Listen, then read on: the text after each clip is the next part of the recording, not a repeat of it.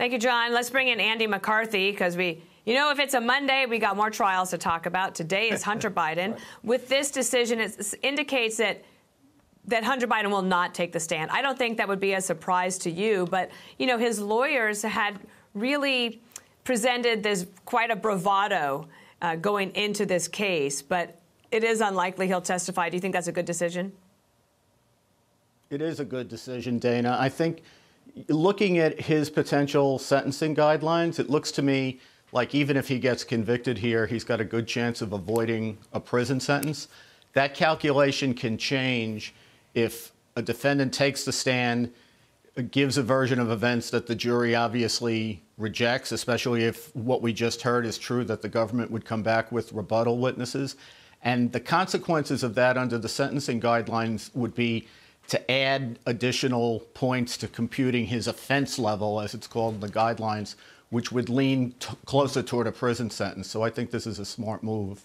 So they took the weekend to decide what to do. And the way that I looked at this on Friday was, Jonathan Turley, other folks have talked about this idea of jury nullification, that you have members of the jury who know somebody who was addicted to drugs or alcohol at one point, and that if Hunter Biden were to testify, he could potentially present a very sympathetic character that the jury might look at and have sympathy for and say, you know what, let's not convict him on this. But what do you think the decision tree was over the weekend as to whether or not to have him testify?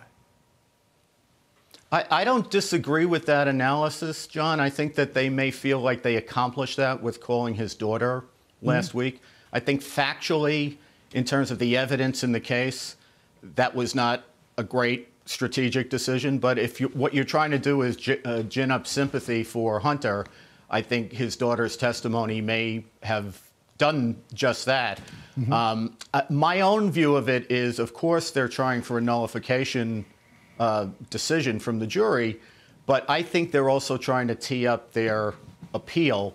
What they want to show, because the Second Amendment is a very live issue in the appellate courts on the federal level, and I think what they're trying to show is that his kind of cocaine use was more like alcohol abuse than mental illness, because in this country there's not much history for regulating drug use in terms of gun possession, but there's a lot of history of taking rights away, including gun rights away from people who were adjudicated to be incompetent.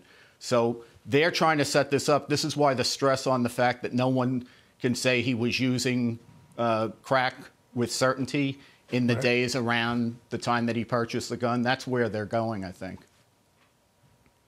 Andy, listen to President Biden last week. He did an interview with David Muir of ABC News, and he was asked if he would pardon his son.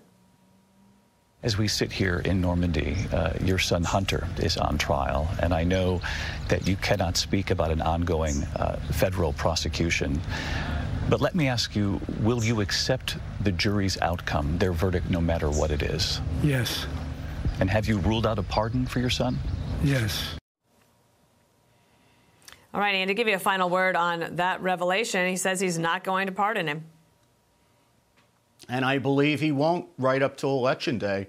There's nothing enforceable about what he just said. That's about as enforceable as saying, I can't do anything about the border because Congress won't pass the legislation, and then they don't pass the legislation, and he issues this cockamamie order that he did about a week ago.